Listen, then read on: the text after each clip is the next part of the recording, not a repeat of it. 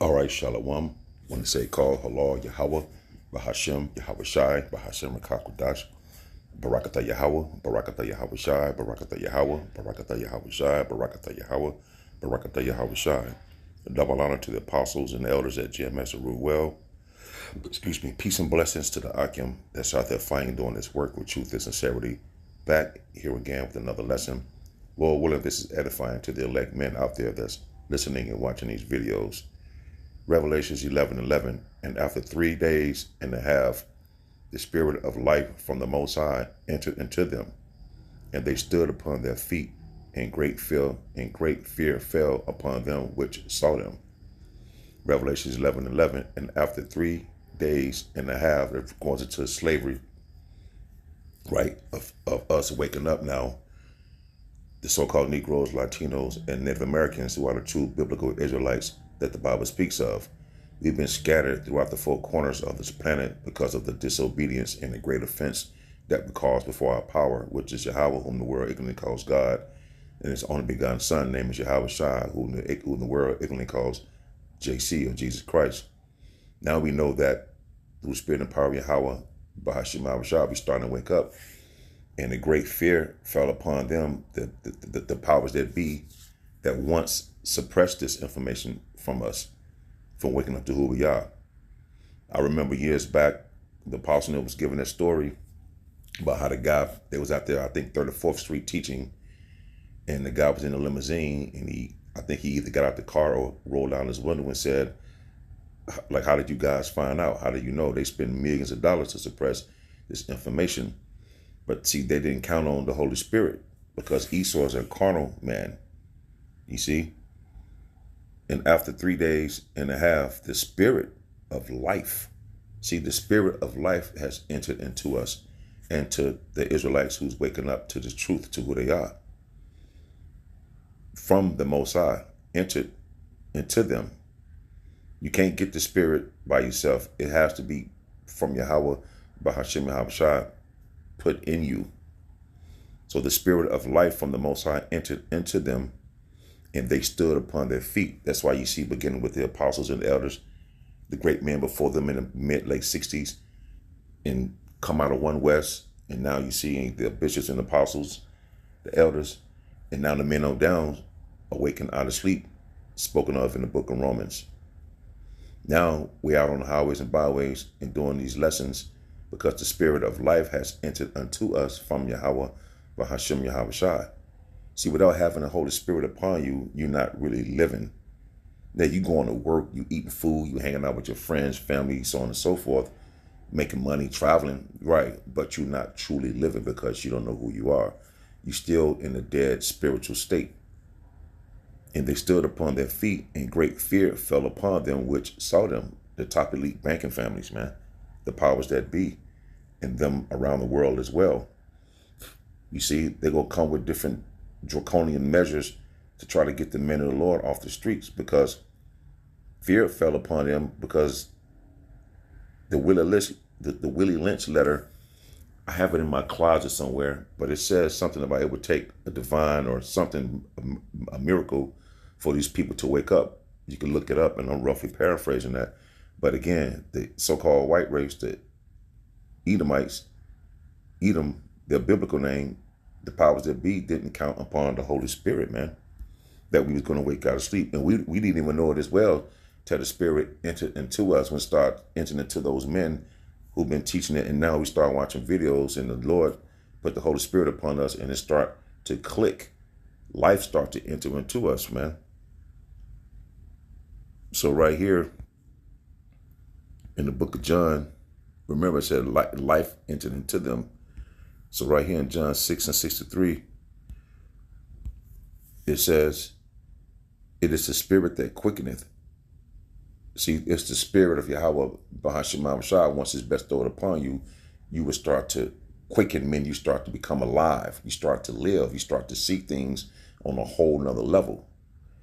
It is the spirit that quickeneth, meaning makes you alive, to truly see this world for what it is, man. Because if you don't have the spirit upon you, you're walking around in darkness and not knowing anything. Now we enter into his marvelous light. Now we're able to see, like in the Matrix. Now we starting to see like, man, this is not life. Like, damn, these people are really trying to harm us, harm the people here on this earth. You know what I mean? Like, it's a lot of all kind of stuff coming out, wickedness upon the top elite families, and what's happening on the earth with this wickedness and idolatry and sorcery and the witchcraft that put upon the people. The people are asleep and not knowing what's going on. It is the spirit that quickens, so it quickens and makes you alive. The flesh profiteth nothing. The words that I speak unto you, they are spirit and they are life. Just like I read to you over in Revelations 11. What the spirit of the Most High entered into them. It says life entered into them.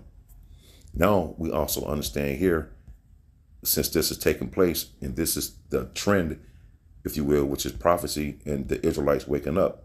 So right here in Baruch, this is Baruch 2. Let's go get to the point.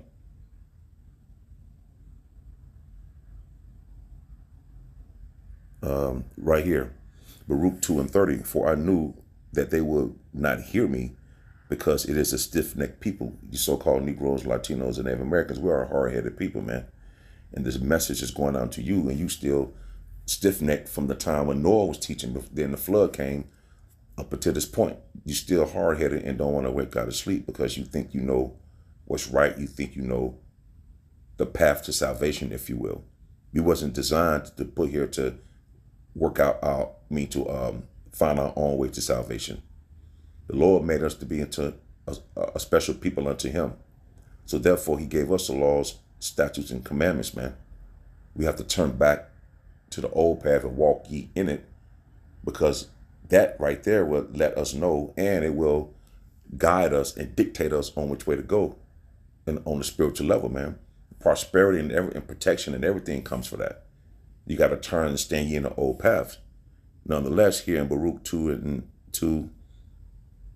and 30, for I knew they would not hear me, because it is a stiff-necked people.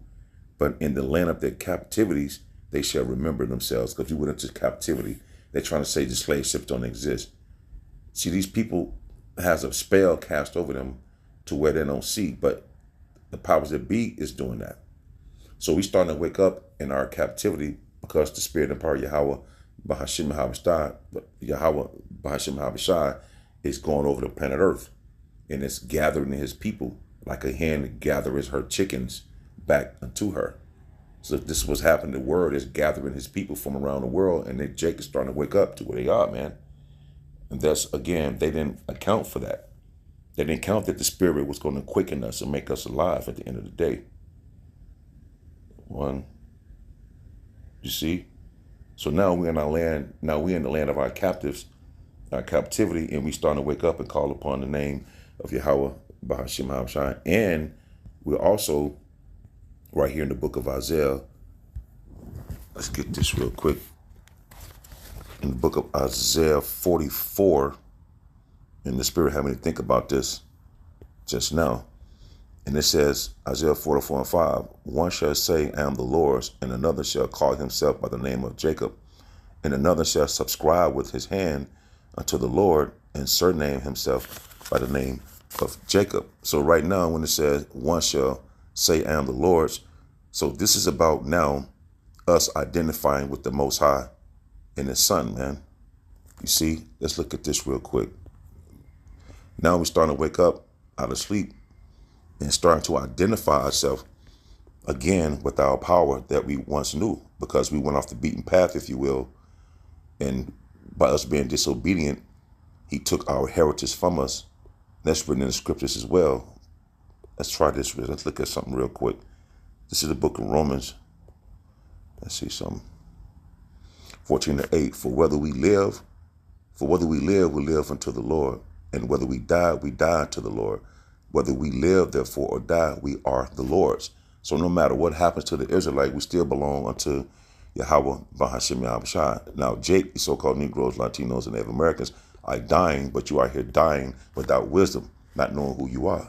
But nonetheless, Isaiah 44 and 5, one should say, I am the Lord's, meaning we now identifying ourselves with our power once more. Another shall call himself by the name of Jacob. That represents that covenant with Israel. You see, that agreement that was put upon us, Abraham, Isaac, and Jacob. Then it says, and another shall subscribe with his hand unto the Lord. This is dedication, allegiance, as belonging unto Yahweh, Bahashem, Yahweh Shai. You see? And it says, another shall subscribe with his hand unto the Lord, and surname himself by the name of Israel. Again, surnaming himself is taking on the identity